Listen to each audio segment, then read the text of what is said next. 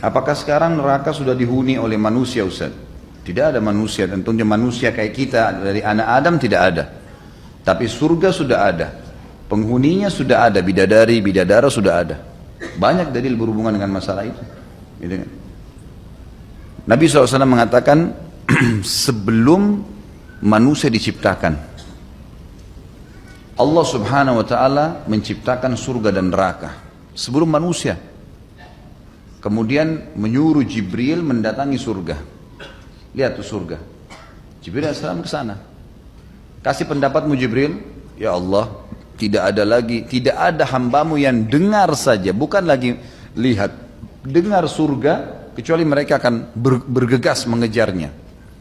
Lalu Allah Subhanahu wa Ta'ala menyuruh Jibril melihat neraka. Neraka diciptakan, diperlihatkan. Berikan pendapatmu. Setelah dia balik, dia mengatakan dengan azabnya, dengan siksanya segala macam, ya Allah, tidak ada hambamu yang dengar saja neraka, kecuali pasti dia akan menjauhinya. Lalu Allah SWT menghiasi surga dengan hal-hal yang dibenci oleh manusia, dan neraka dihiasi dengan syahwat-syahwat yang mudah untuk dilakukan, dan itu kemaksiatan, kerusakan, apalah segala macam.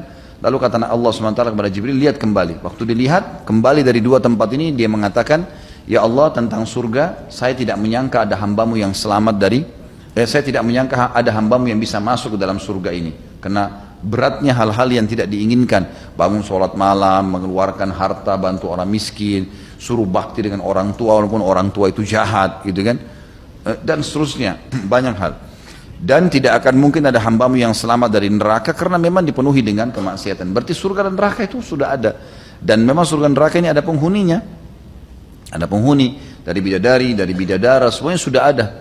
Kata Nabi SAW, bagi jenazah yang mati, kalau dia sudah masuk di kuburan, sudah jawab pertanyaan malaikat, maka kata Allah SWT kepada para malaikat, bentangkan jalannya hambaku ini ke surga, sehingga dia melihat dan menikmati surganya di pagi dan petang hari.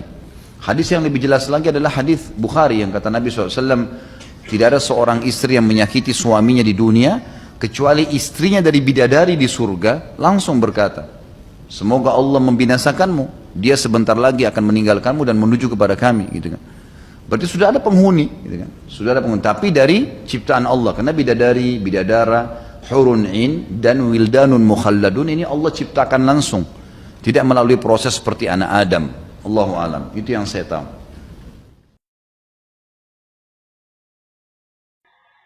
Apakah di surga kita berkumpul lagi bersama keluarga? Iya. Keluarga, kenalan kita semua yang masuk surga, asal sama-sama surga ketemu. Semuanya. Bapak Ibu bisa baca dalam surah At-Tur itu. Kalau saya tidak salah ayatnya ayat 9 atau ayat 10. Coba buka deh surah At-Tur. Yang Allah mengatakan, a'udzubillahi minasyaitonirrajim. Walladzina amanu wattaba'athum dzurriyyatuhum biimanin alhaqna bihim dzurriyyatahum wa ma alatnahum min amalihim min syai'. Kullu imri'in bima kasaba rahin. Dan orang-orang yang beriman, maka kami akan ikutkan bersama mereka keturunan-keturunan mereka. Keluarganya semua akan ikut bersama dia. Akan disatukan dalam surga. Dan kami tidak menzaliminya sedikit pun. Benar ya? Ayat berapa tadi? At-Tur ayat 9 atau 10. Walladzina, baik saya lihat ini. Ayat 21. At-Tur ayat 21. Dan orang-orang yang beriman dan yang anak cucu mereka mengikuti mereka dalam keimanan, keluarga-keluarga mereka, kami hubungkan anak cucu mereka dengan mereka, dan kami tidak mengurangi sedikit pun dari para amal mereka. Tiap-tiap manusia terikat dengan apa yang dikerjakannya. Ini tentunya kalau kita baca ayat sebelumnya, ini berbicara tentang surga ya. Makanya ini masalah surga nih, artinya akan digabungkan di surga. Jadi akan bersatu insya Allah. Manusia dimasukkan oleh Allah ke dalam surga yang berbeda-beda tergantung tingkat keimanannya. Apakah bisa seorang minta untuk bersama jika berbeda surga? Tentu saja nggak bisa, kecuali suami istri. Ya, kecuali suami istri itu kemungkinan ya suaminya akan mengangkat derajat istrinya. Ya. Atau sebaliknya, ya, itu bisa terjadi. Tapi kalau selain daripada ini nggak bisa. Cuman bertemu bisa, bertemu. Misal ada saudara kita, masya Allah ibadahnya luar biasa, kita kurang. Nggak bisa kita minta sama dengan dia. Resiko saya suruh malas. Ya harusnya rajin. Apakah sahih kawan yang soleh akan bertanya kepada Allah Ta'ala, mana sahabatnya, menanyakan sahabatnya waktu di dunia yang sholat bersamanya, jikalau kawannya ada di neraka, kawan yang soleh akan menolongnya masuk ke dalam surga. Sahih. Sudah kita sebutin ini waktu bahas masalah neraka. Masuk dalam syafaat orang-orang beriman. Itu ada. Kalau pegang bukunya bisa dilihat di bab-bab terakhir. Sudah kita bahas masalah itu. Jadi nanti akan ada orang-orang yang beriman pada Allah di surga, lalu Allah bertanya padanya, ya, apakah kalian sudah puas? Lalu mereka mengatakan, ya Allah, masih ada teman kami yang belum kami temukan, gitu kan? Yang dulu sholat bersama kami. Kemudian kata Nabi, kata Allah SWT, pergilah ke neraka dan ambillah mereka. Tapi nanti masuk ke surganya sesuai dengan kadar amalnya dia. Bukan berarti akan sederajat dengan temannya yang soleh itu. Gitu. Karena semua orang beriman akan masuk surga ya. Tentu syaratnya muslim. Biar sahabat dekatnya kalau kafir nggak bakal bisa. Ini hanya orang Islam.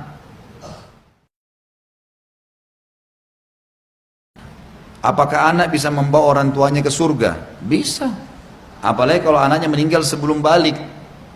Itu menjadi sebuah karunia yang luar biasa. Karena Nabi SAW pernah keluar dari masjid meramas baju seorang sahabat dengan sangat keras sampai sahabat itu kaget. Lalu kemudian Nabi SAW mengatakan, sungguh ya demi zat yang ubun-ubunku dalam genggamannya, seseorang di antara kalian akan dipegang badannya oleh anaknya yang mati sebelum balik seperti saya memegang bajumu sekarang, sampai mereka bersama-sama dimasukkan ke dalam surga.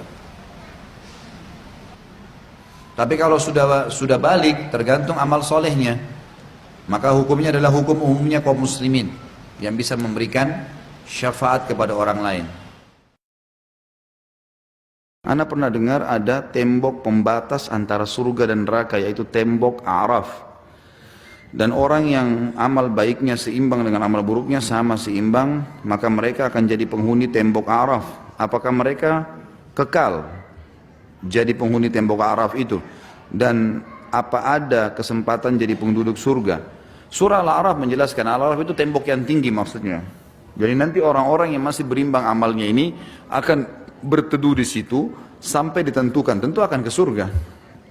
Akhirnya akan ke surga. Cuma memang tembok Araf ini disiapkan untuk mereka. Surah Al-Araf menjelaskan masalah itu. Dan nanti mereka akan ada pembicaraan terjadi antara penghuni orang yang tinggal di sekitar Araf berlindung menunggu. Kalau ada orang yang memberikan syafaat lebih pahalanya masuk surga. Allah SWT maafkan sebagian dosanya masuk surga. Jadi cuma tempat sementara. Jadi tidak ada tempat lain kecuali surga atau neraka, gitu kan? Tapi umumnya ashabul A'raf itu mereka masuk surga, umumnya, gitu kan? Karena memang mereka sebenarnya sudah berimbang antara amal baik dan amal buruk, dan mereka beriman. Itu adalah orang-orang beriman. Kita tahu konsepnya orang beriman pasti masuk ke dalam surga. Kalaupun masuk neraka hanya pembersihan dosa sebentar. Bagaimana status seorang anak yang kedua orang tuanya kafir, anak tersebut meninggal sebelum balik, bagaimana statusnya di akhirat, surga atau neraka? Diuji oleh Allah. Semua orang yang meninggal dalam keadaan kafir akan diuji oleh Allah, akan diuji. Kalau masih dalam keadaan fitrah, maka dia akan masuk dalam surga. Fitrah maksudnya mengenal Allah. Nanti akan kita pelajari, ada riwayatnya, atau mungkin sudah kita pelajari yang lalu ya, yang nanti akan ada orang-orang diuji oleh Allah yang memang belum sempat sampai kepadanya risalah atau belum balik. Nanti hari kiamat didatangkan neraka lalu disuruh oleh Allah loncat ke neraka. Yang patuh loncat lolos dari tes. Dan kata Nabi SAW, demi Allah kalau mereka loncat tidak akan dibakar oleh neraka, karena hanya untuk tes saja.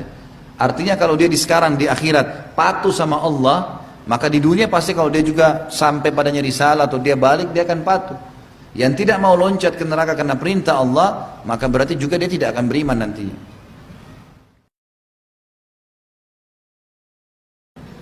Ada hadis yang berbunyi tempatmu di surga, ada pada akhir ayat yang dibaca. Maksudnya apa Ustaz? Ayat terakhir yang dihafal atau yang dibaca? Yang dibaca. Hadis ini menyebutkan tentang fadilah pembaca Al-Quran. Ada orang yang Masya Allah maniak, selalu baca khatam, kembali khatam. Ini sunnah Nabi ya. Tanda kutip sini maniaknya, maksudnya dia luar biasa mau selalu mengkhatam Al-Quran. Ini penting. Makanya para sahabat per 3 hari sekali khatam, 7 hari sekali khatam, mereka khatam. Nah orang yang sering mengkhatam dapat fadilah ini. Di akhir nanti pas sudah tiba di pintu gerbang surga, nanti ada hadisnya itu. Ada bahasan sendiri, kita akan bahas nanti di pasal sendiri. Hadis yang berbunyi pada saat mereka sudah tiba di pintu surga, Allah akan suruh yang sering baca Quran suruh baca kembali. baca sama dia. Ada ulama sebagian mengatakan hafal, tapi umumnya ulama mengatakan bacaan. Dia baca setiap satu ayat satu derajat.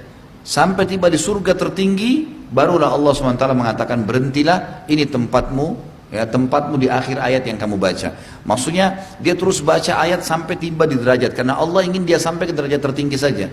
Tapi membuktikan kepada orang kalau Al-Quran itu mulia, maka dengan bacaan Al-Quran dia bisa ditinggikan derajatnya. Itu maksudnya.